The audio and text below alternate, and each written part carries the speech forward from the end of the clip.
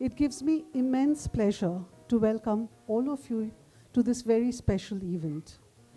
We have with us a renowned French photographer, Alexandre de Mortemart, who will be in a dialogue with Dr. Julie Banerjee Mehta, equally well known in Kolkata's social and literary circuit.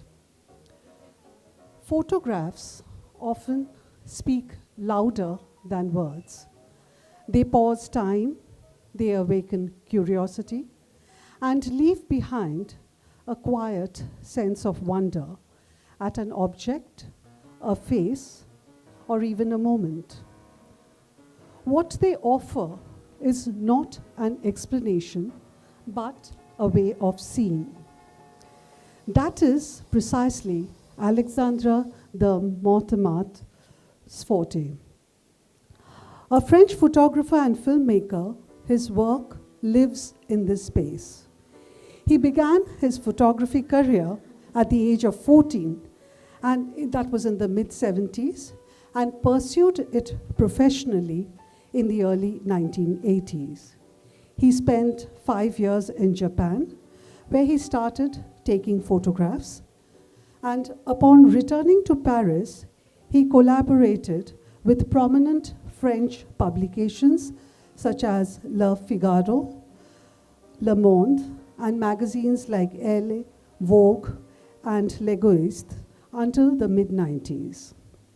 During this period, he also ventured into filmmaking, directing both shorts and documentaries.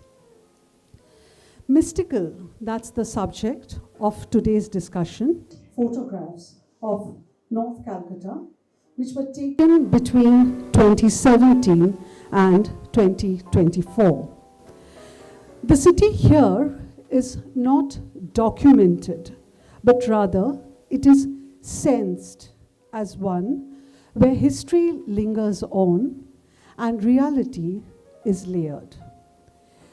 Stark and poetic, these photographs tell stories of humanity, not through abundance, but through absence. There are photographs of people on the margins finding dignity, joy, and the art of being happy amidst very little or even nothing. They show how we perceive can actually shape our understanding of the world. Today, we have him here in conversation with Dr. Julie Banerjee Mehta. Some of you may have read the article, the full-page article which was published in the T2, the Telegraph, this morning. She is a scholar, she's a writer, a translator, and a public intellectual whose work weaves literary imagination with lived histories of communities and citizenry. She has a PhD from the University of Toronto, has taught post-colonial and diasporic literatures, including a course on Asian literatures and cultures, and she taught those in Canada. Currently a guest faculty at Loreto College, she weaves research and storytelling into dialogue, foregrounding community narratives and civic life. She also happens to be a literary columnist for T2, and I was just mentioning that she has a full-page article on Alexandre in this morning's paper. She is also the author of The Dance of Life, which is on the life of the Cambodian strongman Hun Sen, and she has translated Tagore's Dark Ghor as well. And she's the co-founder of the Rising Asia Foundation and curates and anchors the Rising Asia Literary Circle every month that filters topical themes, but through a distinctly literary lens. She is married to historian and author, Dr. Harish Mehta. May we have a huge round of applause for the guests for our evening. And with that, I would like to now hand over to Dr. Julie Banerjee Mehta.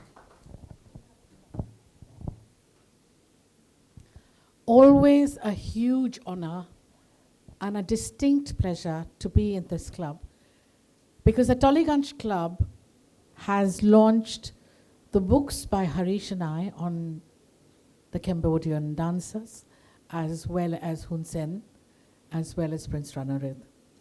And it is to Vishnu Priya that I owe a huge debt of gratitude, because not here, but all the way back at the Saturday Club, many years ago, she was instrumental in launching our books again in Kolkata. I see many friends here. Devnita Chakraborty is here, Obhijit Dotto is here, Piyu Dotto is here, Sumantra Sumo, that is here. My goodness, Rita Bimani. I mean, what do I say but thank you to such a wonderful turnout. Thank you to Alexandra's father-in-law, Ranjit Sen, whom everybody knows, and to Rima, his beautiful bride, who's organized this evening. Without further ado, I'd like to give you a little trajectory of how Alexandra and I intend to negotiate the eddies today in our conversation. I would like very much for Alexandra to tell us about how that one red little Leica that he was given as a gift when he was young turned his entire life around. So, Alexandra, if I may say, what was the first photograph that was captured on that day that you took your first photograph on the Leica?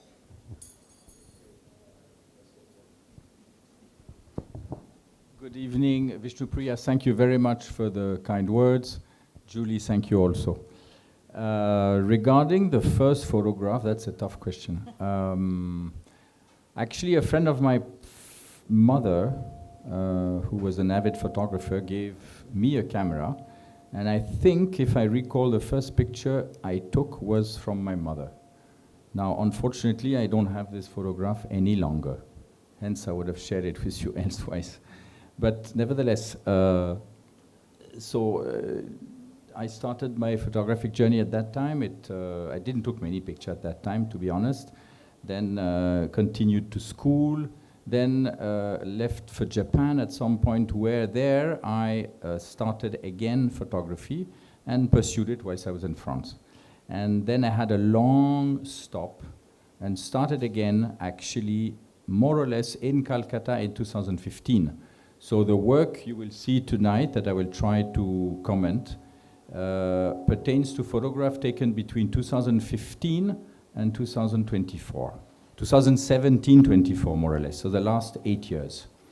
Little word about the photographs. It's never easy to comment on your own work, but I am lucky enough to have a lot of people in the photographs, and hence it makes my job much easier.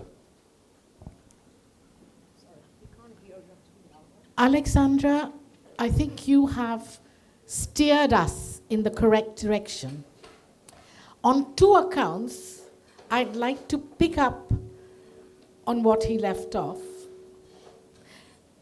In his interview with me, he mentioned at the time, each face has a story. I think the inevitable sign of success of a photographer or a filmmaker is that they can somehow ferret out the truth by coming to the background and letting the subject speak. Would you say that has been one of the ways in which you have been successful, Alexandra? I would say yes. As far as my photography goes, for me what is most important is the people, and try to transform whatever I see in something understandable and relevant to the place and to the period we are in. I think the time is a very important factor. So if I may start, yes. Perhaps you can bring the light down. Can somebody bring the light down?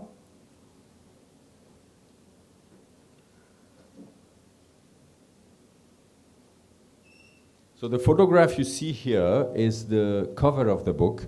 It's actually a torn film poster, which actually is reversed for the sake of the book cover. But normally this lady on the left is on the right and vice versa.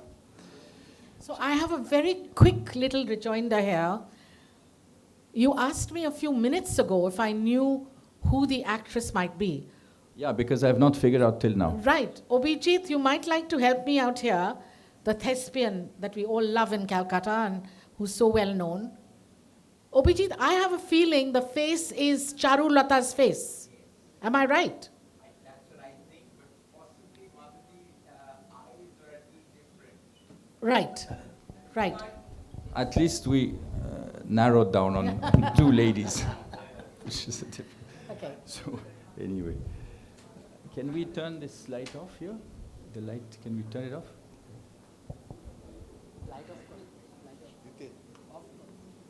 So I start the book actually with a quote, which unfortunately you might not be able to read, but I will read it out for you, which was written by Oscar Wilde in a book called De Profundis, which he wrote in 1897 whilst in jail. And it's a quote which I find is quite relevant to the book. And I will now read it out for you. I have grown tired of the articulate utterances of man and things, the mystical in art, the mystical in life, the mystical in nature. This is what I am looking for. It is absolutely necessary for me to find it somewhere. So I thought this resumes in some manner my views about Calcutta. Now, throughout the book, there are several pictures of birds. Birds because they migrate, and in Bengal there's a huge story about migration. Also, I have tried to put together some sentence which to some extent resumes, I would say, part of my feelings and understanding and belief about this town, which, as you could see, unfortunately it's not very readable, but in the bold you can see the word Kolkata appearing in the middle. So it says educated, proud, graceful, passionate, elegant, artistic, chaotic, polluted, crumbling, crowded, festive, political, literary, Epicurean, and nostalgic.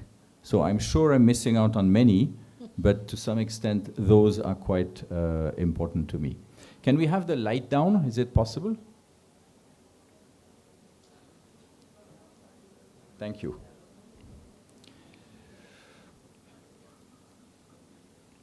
So I start the book on a picture which was taken along the Hooghly. This river is, as everybody knows, very important to the life in Calcutta and has been through the years. I guess the English, when they arrived first here, thought it was a very important economic it was offering economic possibilities for them. And there is also always a fabulous life around this river. So I thought starting the book on this note was a positive one. Alex, I think you establish a connection between the idea of that Roland Barthes, and I keep coming back to him because he makes so much sense. The idea of the indomitableness of water, the idea of uncontainability of water, and that is the essence of how the divine feminine is seen in Bengal. And we'll see lots of pictures that are, quite staggeringly beautiful of the Devi being either, behaving as if she is in reality sitting on a bench, which he's captured beautifully, or the Devi being adorned. Whichever way it is, water features very strongly in Alex's work. Alex, would you like to tell us that you also had a sort of connection with work and water? with the water works? Yes, actually, when I came to India in '99, I had worked for 6 years in the Prime Minister's office in Paris. And at that time, I had met several companies who, when they understood that I was settling in India, were also starting, for some of them, their businesses here. And they approached me and say, "You're going to be in India.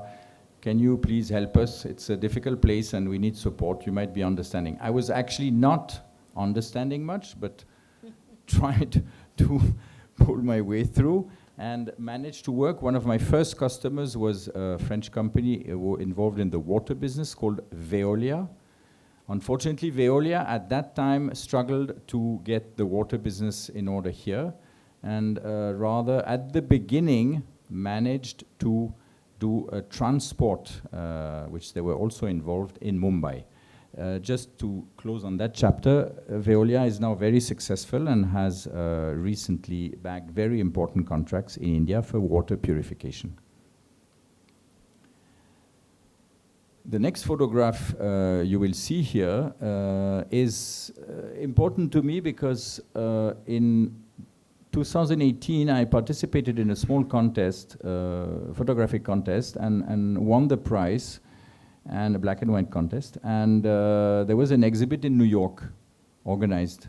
So so they choose a few photographs. This one was one of them. And on the opening night, there was a journalist who came to me and said, "Oh, I've never visited India, but actually when I see the jails there, they must be very tough." So I said, "Sir, this is not a jail, this is in the street, a gentleman who's sitting on a bench." And he was actually quite happy that somebody took his photograph. And at the same time, in the distance, I heard a voice. I don't know whether it's his wife or his mother or his sister, who was talking to him in Bengali and telling him, from what I could figure out, "Hurry up, you're not a model."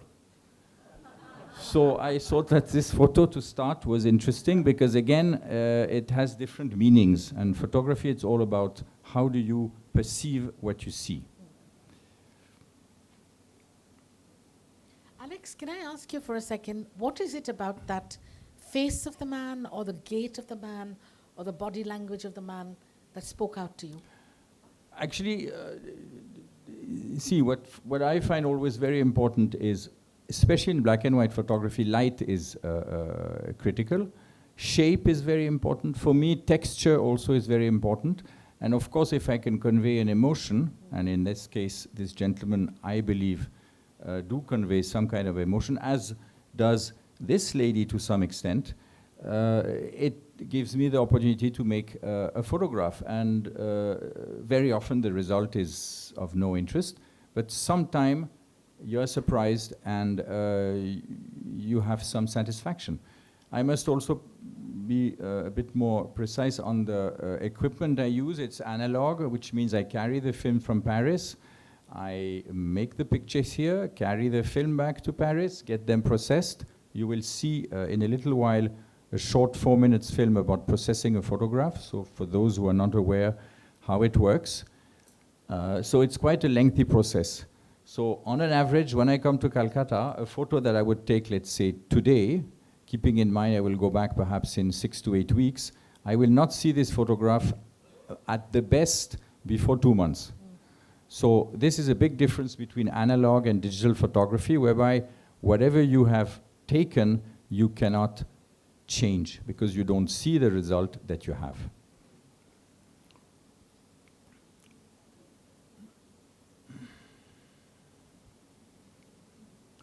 So everywhere in Calcutta you have markets, and fish, of course, being so important in the Bengali culture, especially this rohu fish. I thought that it was kind of important to have it also.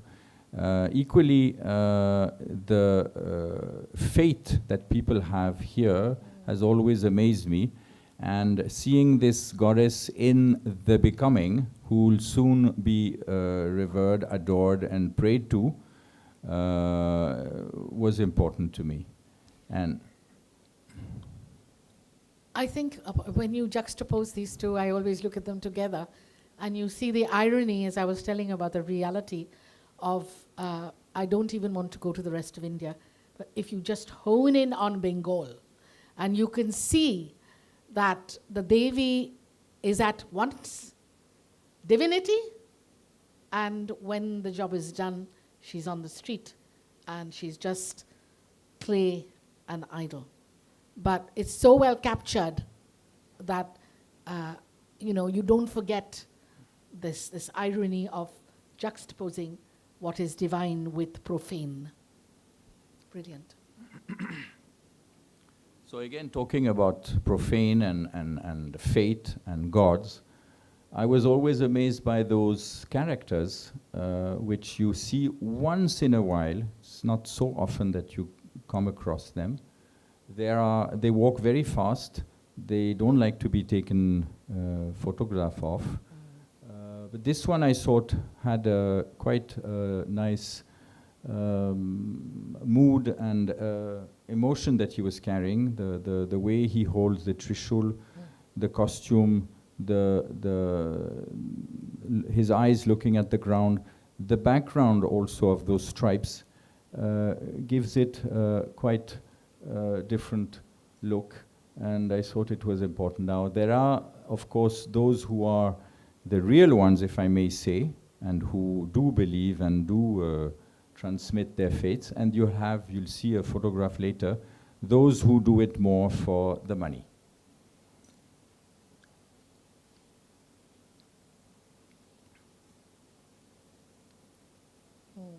Always also impressed by the people who carry the garbage, especially the plastic, glass, and metallic garbage. I think they have a tremendous outlook. This one was particularly interesting, and it reminded me to some extent when I started photography long ago. I was, of course, interested by the painting, especially the Italian painters, those of the early Renaissance time.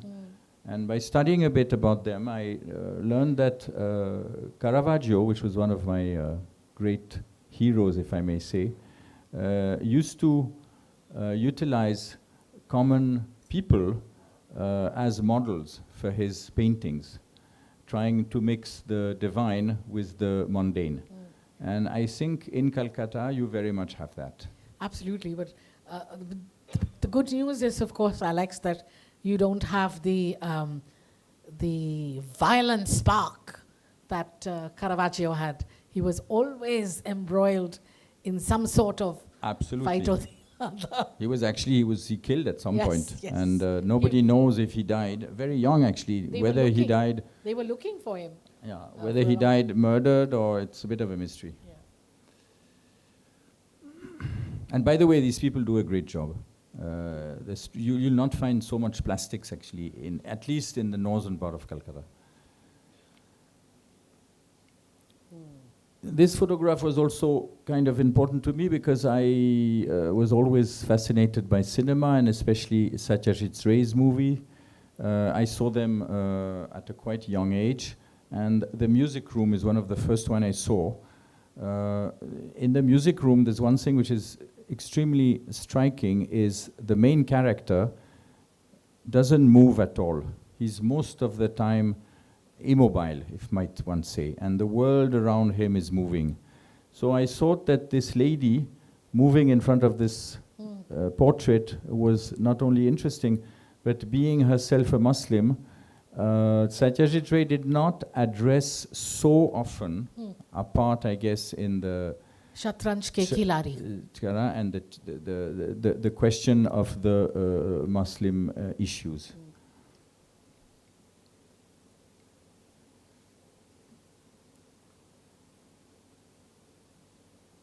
Now, cinema again, important to me, especially those posters which are torn, but which somehow pass through time. And you somehow, strangely, it's always the face who remains at the last, who holds on. The rest gradually disappears, but some parts of the face remain. Now, talking about faces, because face is also something which I'm obsessed with, this was quite impressive because we had a building with this torn material on the scaffolding, and one doesn't know whether the building behind it is collapsing, hence the face is quite angry, or whether it's been repaired and the face might be very happy. And that also is one aspect of Calcutta where you have such incredible architecture which unfortunately for multiple reasons are not perhaps always preserved in the best of manner. Like all very smart photographers and creative artists, you leave it to the reader to reckon whether the face is a happy one or not so happy one. Yeah, because obviously that is, you should have multiple interpretations. Absolutely.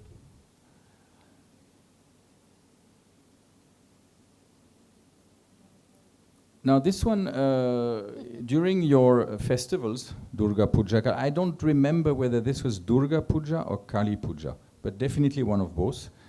You have these very strange characters sometime appearing, and the irony of the story is, especially coming after the previous photograph of a building which is perhaps not in best of condition, this one was looking absolutely great. And by doing a bit of research, I found out that this was an old people home. So having this statue in front of that old people home, statue which looks quite happy and trying to bring joy to a life which might be ending soon, I found interesting. Maybe it's a brand advertising for this old people's home to attract more people. I'll ask them. Yes, would be nice to know.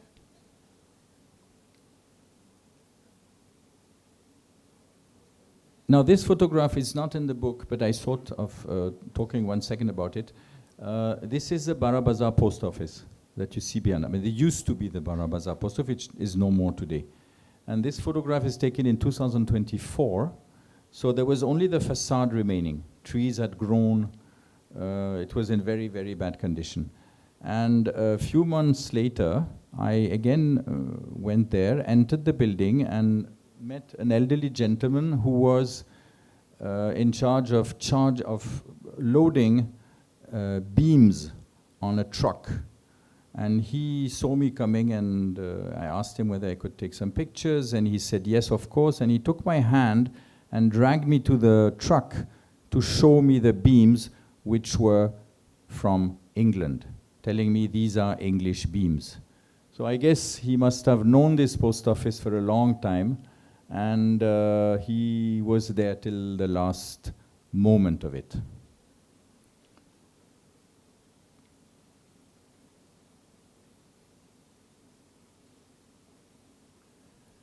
Now, this photograph was taken in January 2021, full COVID time. So we are approximately at lunchtime. You have a little stove with charcoal burning on the side, which creates this smoke. And you have this little girl who's holding this flower in her hand. In the background, I'm not sure you can see the details, but there's a gentleman who has his two arms folded. He's a travel seller. He sells travels by bus. And obviously his business is not booming at that time. And to top it all, the card, the 4 of clubs on the floor, as you all know, cards all have a meaning. And 4 of clubs apparently has different meanings. One meaning is patience, and one other meaning is reflects your dreams. So I thought it was interesting because, not that I had seen the photo, the details of the card when I took the photograph. I discovered it later by seeing the contact sheet. But the mix of this girl in a difficult situation, or at least hoping for a better future, which hopefully she has gotten or will get.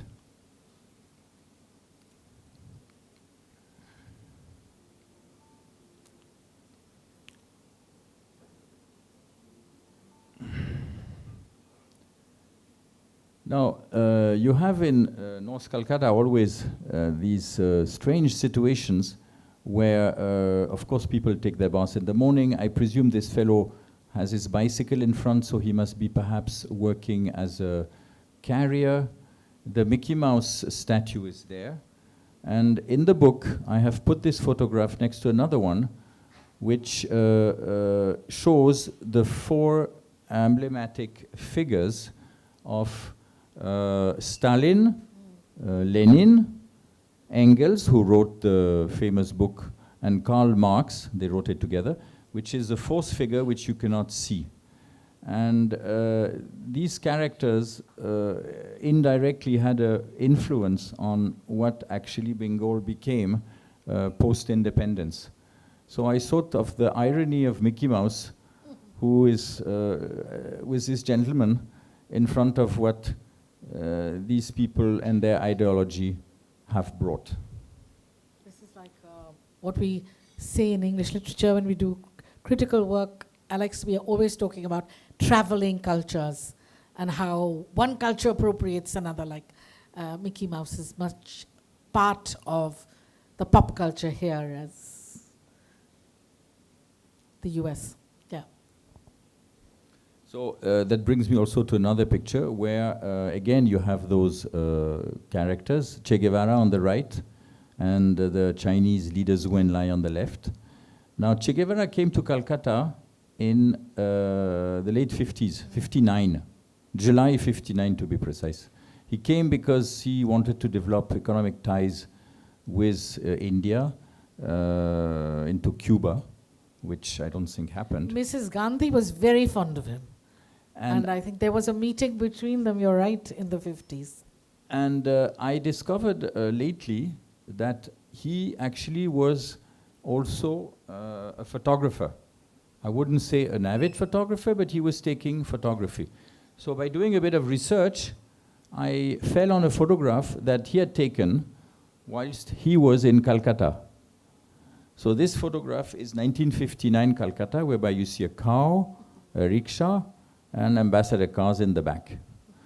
And by looking in my archives, I tried to find a photograph which I've taken, which more or less is in 2023 or 4, I don't remember, where you have the cow, the rickshaw, and most probably an ambassador in the background. So not so much has, to some extent, in this area of town, changed.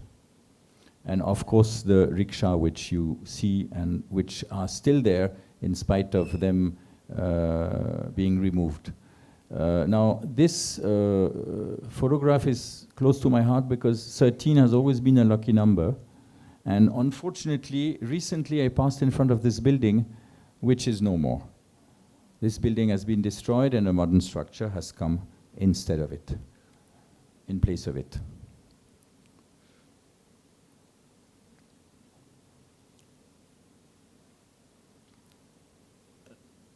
People who work in Calcutta, always graceful and quite incredible in the attitude that they have and the resilience and hope for a better future. Abstraction also, which is important to me, which you can see again on the walls of the town. This lady is in a morning market preparing her stall to sell some goods.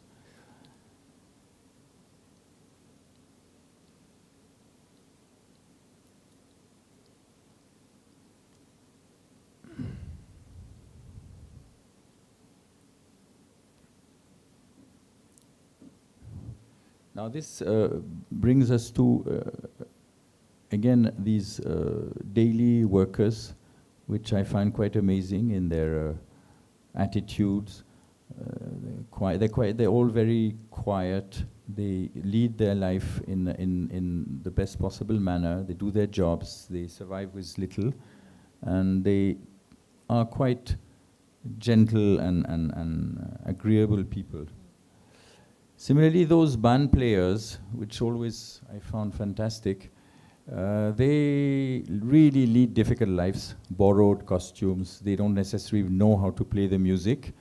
They have to bring the joy in weddings and other kind of parties, but their life is a real struggle. And when we say struggle, it's massive struggle. So, just for a second, if we can stop here.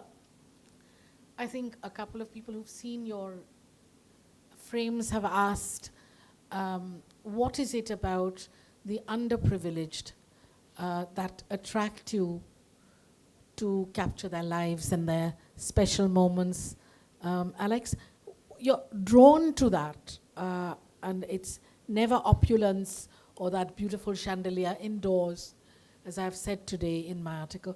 That has fascinated me. Can you tell us a little about that? Yeah, first of all, I think they are strong characters with carrying a lot of emotions. Again, emotion is a very important thing to me in photography, because you should be able to look at a photograph and it has to express something and you have to feel it. Hence, these people carry that. And I feel also very, I wouldn't say close to them, but interested by their lives, because they live with literally nothing. And again, bringing this happiness and this joy is such a task when yourself, you are in a very difficult condition. And we keep complaining all the time. I presume these people complain also, but at the end of the day, their job is to bring happiness.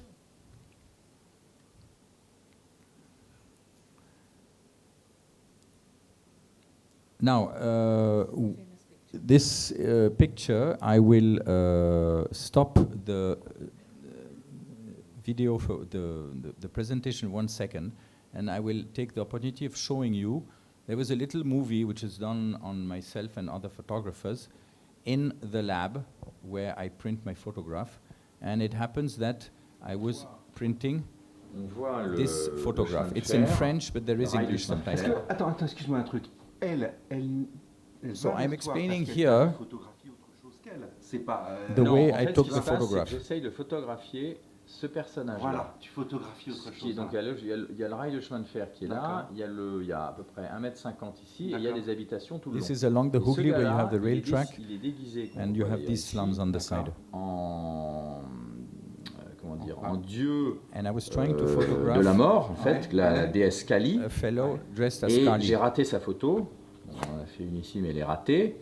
Et donc, parce que le gars, il veut pas se faire photographier, moi, j'arrive pas à la faire, enfin bon, machin. La femme, elle voit la scène? Non, non, non, la femme, elle voit rien du tout. Et je m'arrête, et je vois cette femme dont j'essaye de faire la photo. Et là, elle se retourne vers moi, elle me dit non. On discute 2 minutes, je m'en vais, et puis je continue mes photos ailleurs. Toujours le long du chemin de fer. So in the lab where I print my photographs for the past so many years, I've been faithful to the same printer. The average print I do is 40 by 50, which is 16 by 12. So for those who are not aware, you can see how it works. The negative is placed above. Light comes through a lens. It comes on the paper. And there's a number of seconds, in this case it's 10, where the light comes through and exposes the photosensitive paper. Then in a secondary process, the fellow holds his hand or some instrument to retain or add light in different places, so as to come at the end at the print that you would like to obtain.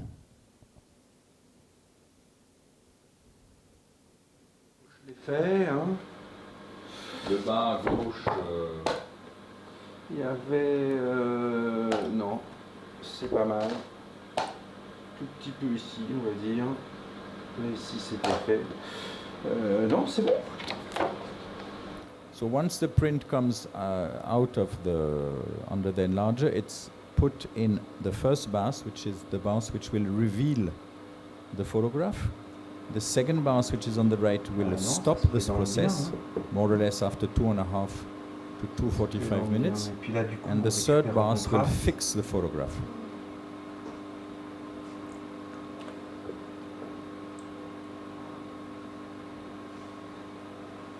meticulous Même quand on est à la process. fin, au bout de 4 ou 5 tirages, on revient toujours à les vues d'ensemble. T'as vu? Tout le temps.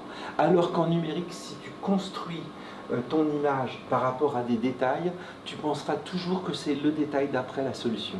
Et là, on avait pourtant travaillé sur plein d'endroits très différents de l'image pour avoir le meilleur résultat possible. N'empêche qu'à la fin, on s'est dit, tiens, ça manque l'ensemble un peu de contraste.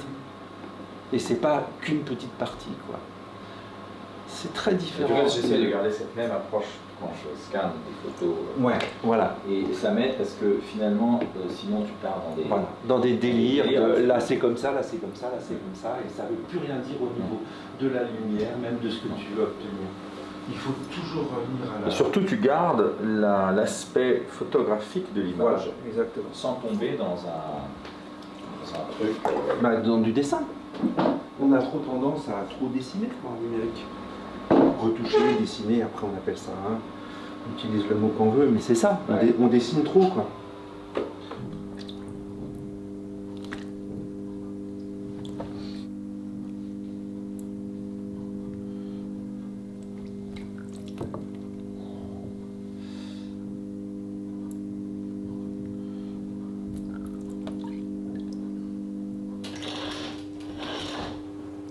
So this is how it goes.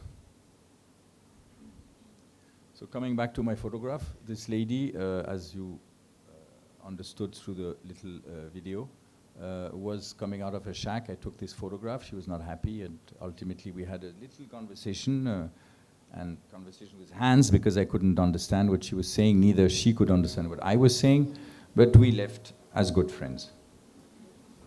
Alex, if we can just take it up from there, a question that begs an answer is that why Shobha Bazaar? Because that would entail yet another challenge of language. How did you manage to negotiate the language bit or the kind of resistance? Was there any resistance from the people at any time? So one thing, I'll answer the questions in a different manner. The first thing is there is no resistance when you take photographs in Calcutta, in India in general. I travel in different parts of the world, and there are countries where it's extremely difficult. Yes. So I would not be in a position to take similar photographs, for example, in Morocco, where I go quite often. It is not possible. People are very angry, especially in Muslim countries, people are not very happy. Here, I wouldn't say they're happy, but it's either they don't see me, or they don't bother, or they are happy, but ultimately it is not a problem. Now, regarding Shobha Bazaar, when I came back to Calcutta after spending a year in the UK, that is in 2015, I actually discovered the town, because for 15 years I lived here and I was only in office and at home in Tollygunge Club, in Saturday Club, in Bengal Club, in other clubs, and I never ventured out of this portion of the town. So it's only at that time that by discovering this other part of town, I got interested in it. And this in particular is not Shobha Bazaar, it is more near it's shortly after Howrah Bridge, where you have the railways, and along the railways you have Right. those slums. Right.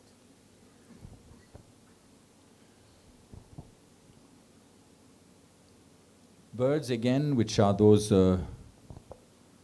migrating creatures. Now this one is important to me because jute has been a very important factor in the development of Bengal. And as I told you earlier, faces is a recurrent image in my pictures. So having this jute sack looking a bit like a ghosty figure, I thought was an interesting photograph. So this brings us to this character, if I may say. So this is a Muslim tailor in North Calcutta, and every morning he opens the door of his shop, and on the inside of the door is this mannequin. And we are here in 2017. The mannequin is pretty handsome, I would say. You told me, Julie, that he was reminding you of Amitabh Bachchan. So I'm not very sure about that. But nevertheless, he's quite a handsome fellow. So 2017. Shortly thereafter, 2018, I again passed by this fellow, and there's a lot of pictures behind him. Lady D on the left, some others. But gradually his look, he has lost his glasses. Seems that one arm has gone. But he's still strong and going on. Then we come to 2019, and gradually the situation is becoming more difficult. Pictures have left the thing. Here we are in 2021. Poor guy has kind of fallen off his great position, but he's still hanging and strong. As you can see, his foot are broken, but they're still surviving. Then in 22, he's been put back on a straight mode, attached to be sure that he wouldn't fall, and the two legs are gone, but he's still there. He's still there, still saying, "Look, I'm here, please see." 23, finally he fell and disappeared. So that is a time, because between 17 and 23, I passed in front of this shop many times, saying hello to the owner of the shop, but never having any discussion with him. So in 23, I decided to go and see him and ask him what happened to the mannequin. So he took me in his shop to show me the fellow quietly resting on a chair. He had put him to, I wouldn't say to rest. His shirt is still there, and he's still okay. And then finally, in 2024, he reappeared, but this time in a shortened version. No more legs, no more arms, and Indian outfit. He was wearing Western clothes, and now he's having a kurta kind of a thing. And I passed the other day in front of the shop. He's still around. Now, there's a long dress to cover the legs, because most probably the legs are gone also. So that's the story of, and by the way, the Muslim owner of this shop is 94 years old. And you have to tell us about his wife. He's Absolutely staggering. When in 2025, when I decided to do this book, and I wanted to show him the pictures. So I had them on my phone. So I went to the shop, and of course the communication was not happening. So his son, who's having the shop on the other side of the road, came to me and said, "You want to talk to my father? He doesn't speak English. May I help you?" And so I explained him the story, and he told me, "Yes, my father is 94 years old." And there was a lady behind, and she said, "Yeah, that's my mother. She's not as old as him." And then I heard this voice, 70, in the back. So the wife obviously is much younger to the gentleman, whom I met a few days ago, and to whom I said hello, and he's still, I would say, I don't know if he's going strong, but he's still okay.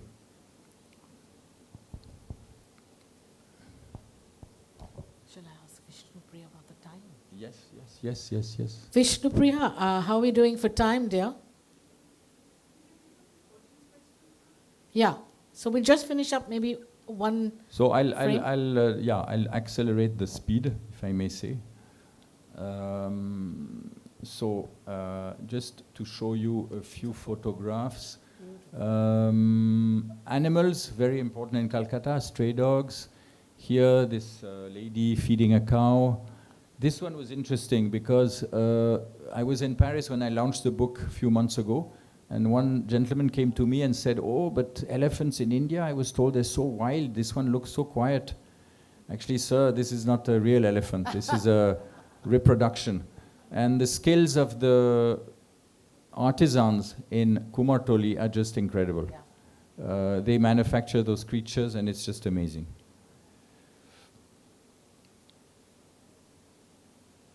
So quickly, this Vivekananda here on the right, what is interesting about this is, again, by doing a bit of research, I found out that it's taken from a photograph during his speech in Chicago in 93, when he went there.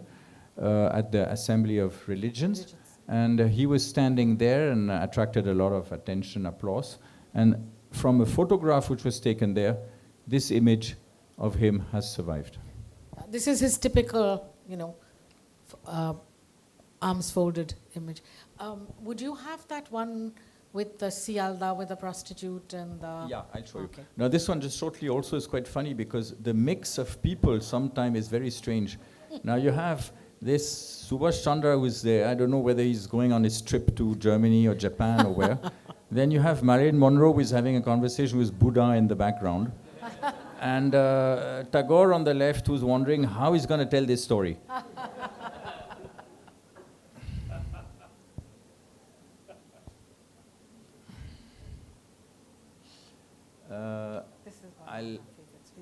I'll show you the photograph Julie was referring to, which she mentioned actually in the article in the morning. Again, faces which are important to me, those people who are always looking for money.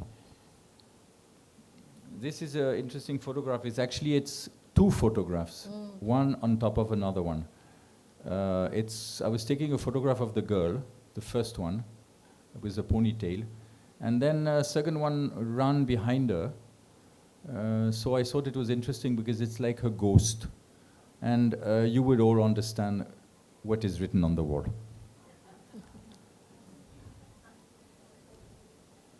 This is the first photograph I took when I came back to Calcutta in 2017, and I thought the look in the eyes of this girl was quite incredible.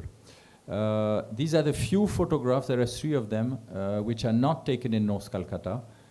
This is near the race club. So I guess this horse must be a racing horse compared to these horses which are carrying the tourists along Victoria Memorial, which do not have the same shape as you could see. Now this place now has changed. The municipality is planting trees now in the middle.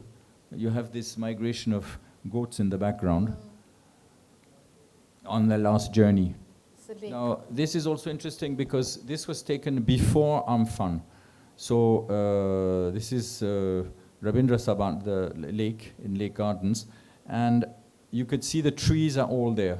Today I understand there's only 1, if not 2 trees left only. Most of them are broken down.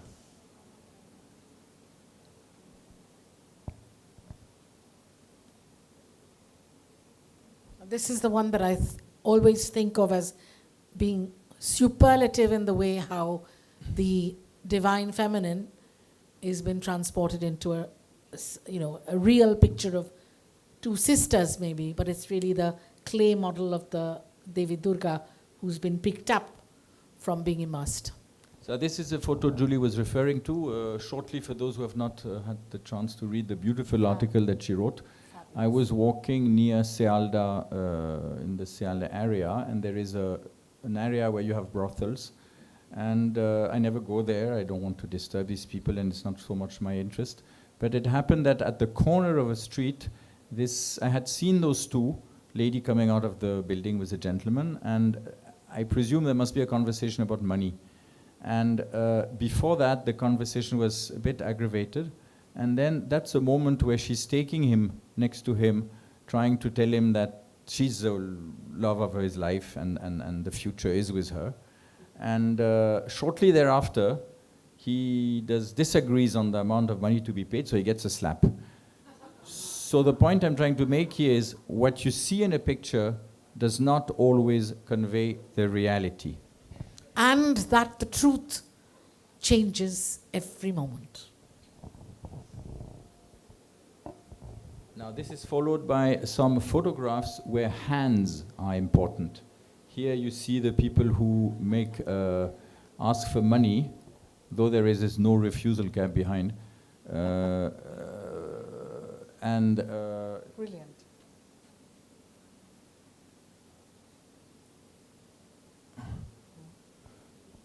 So it's all around hands holding flowers, or to be hands at a Jain festival, hands at a demonstration, hands praying, hands carrying the goddesses in the river, hands carrying the loved ones, hands carrying the daily work, hands helping you to perhaps concentrate in more difficult times.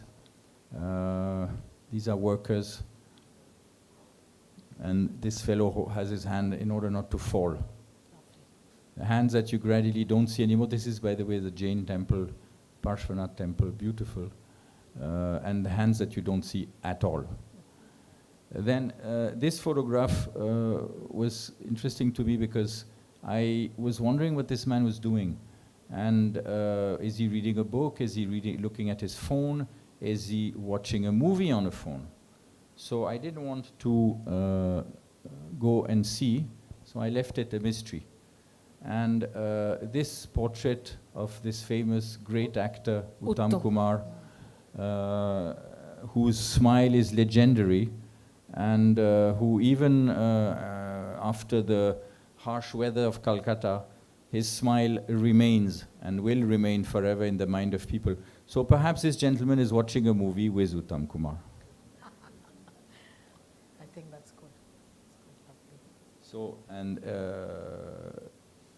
I think we'll go a bit faster on the rest. Howrah Bridge, so important to Calcutta. Paper wrapping the flowers.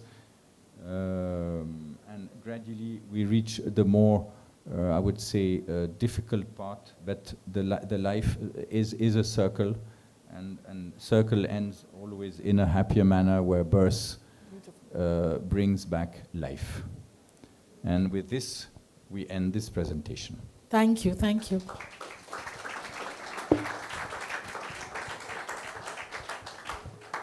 Thank you for being patient. Thank you for your interest.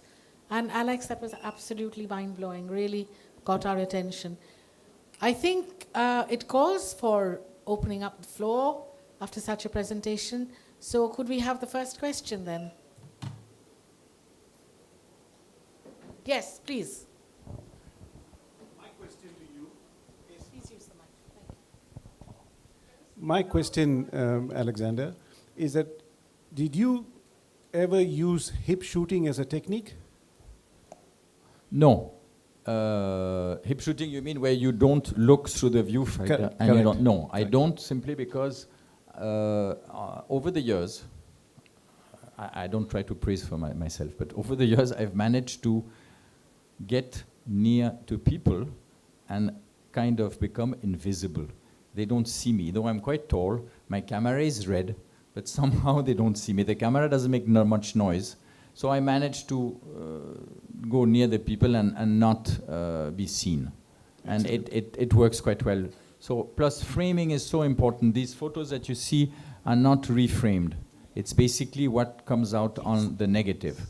So I put some importance in the framing, hence not being able to frame does not correspond to the way I see things. Mr. Cartier-Bresson also used a Leica.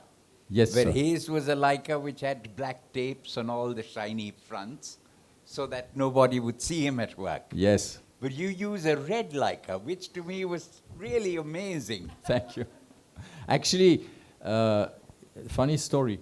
The first gallery with whom I worked in Paris, called Galerie Agathe Gaillard, it's a famous lady who unfortunately is no more, had Cartier-Bresson as one of her photographers.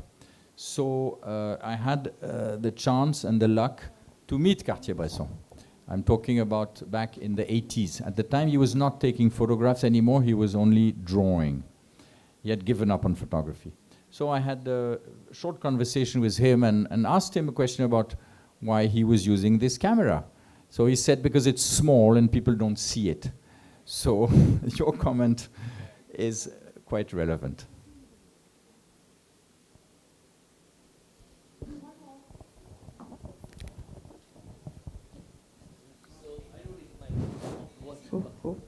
What if the lens you have used normally in the camera? I always use the same lens, which is a 50 mm. Oh, I see. There's no telefocus or tele-wide or nothing? No. Most of photographs that you see here are taken of by a distance of 2 to 3 meters. So some are candid. I can see where you've tried to take the photograph where the subject may or may not agree. So you've taken it very quickly. So some of those photographs are not so much in focus. Yes, The contrast is not there. The depth of field you're right. is a little less. You're you know. right. You're right. Now, the screen, I mean, the projector does not pay the best tribute, but you are right to some extent. Some of them are quite fast, hence not always in focus, but none of them are staged.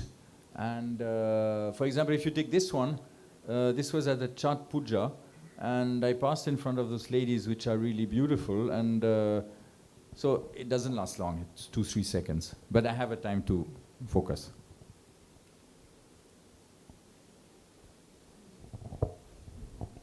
Any more questions? No, I'm not going to ask a question. I'm just asking from the library committee. Any more questions? I guess there was one question. So my question is about timing and waiting. Do you wait on a topic or a moment, or is it just? Can you talk a little bit about this? Yeah. So basically, 99% of the time, I do not wait for the picture to happen. It happens in front of me. Sometimes, rarely though, if the background is of interest but the foreground is not, I wait for somebody to eventually pass by. But this is quite rare. Most of the time, the scene unfolds in front of me.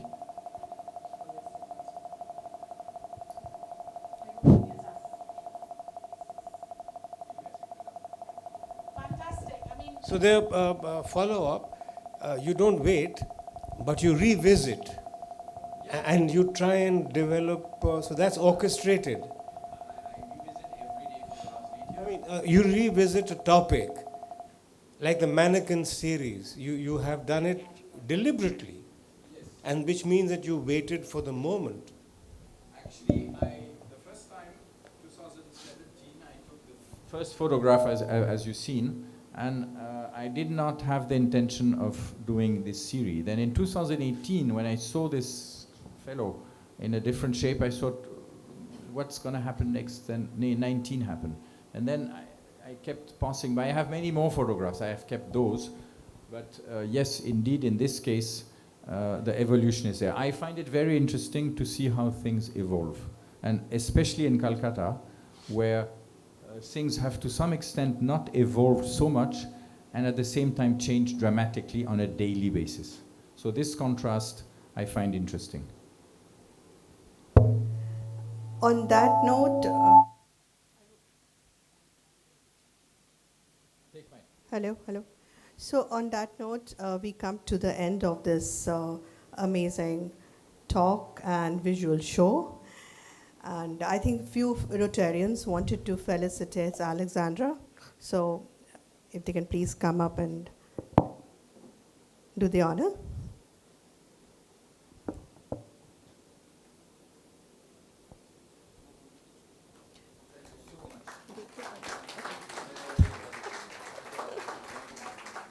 Okay.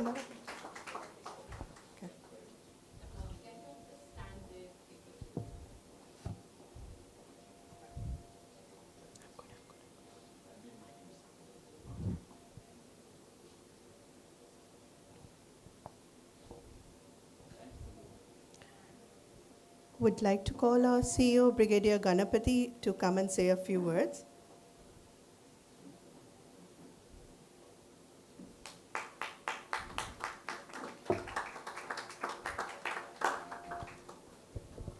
I don't have many words to say. You see, when they say a picture is worth a gazillion. So this is simply fantastic, you know. I was here for the last 20-25 minutes, and I was just watching, you know, just watching. I mean, it took some time, there was some sound here, there, and then it didn't matter because, you know, I could hear Monsieur de Mortemart say a few things, but especially when he went through that mannequin I mean, it's, beauty is in the eye of the beholder, and only he can imagine this. We might walk there every day, we might never see it. So, absolutely wonderful, sir. A pleasure that you could give us all this wonderful treat today. Thank you so much. And thank you, Rina. You too. Bye-bye. Thank you, Brigadier. We have this small bit of memento for you, sir. And Julie, one for you too.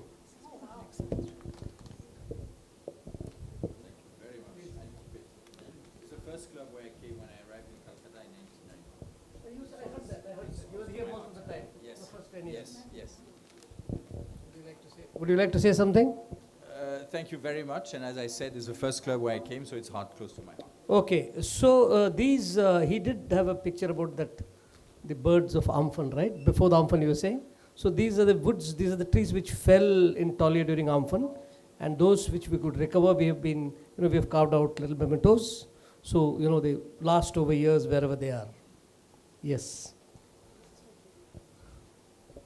And Julie, thank you so much as ever. Your wonderful way of taking a program through.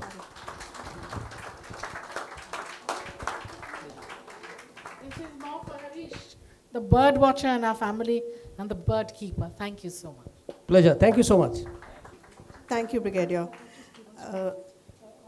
Okay, I'm not going to go impromptu. I have written some nice words and I'm going to read out. On behalf of the Library Committee of Tollygunge Club, I would like to extend our sincere thanks to Alexandre de Mortemart. Did I pronounce it correct? Yes. Thank you. For sharing with us the remarkable journey behind Mystical. Your images and reflections have allowed us to see Kolkata through a lens that is thoughtful, poetic, and deeply observant.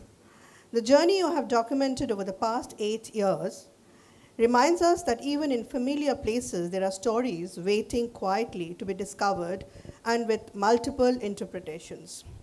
Our heartfelt gratitude is extended to Julie Banerjee Mehta for leading such a thoughtful and engaging conversation this evening. Thank you, Julie, as always.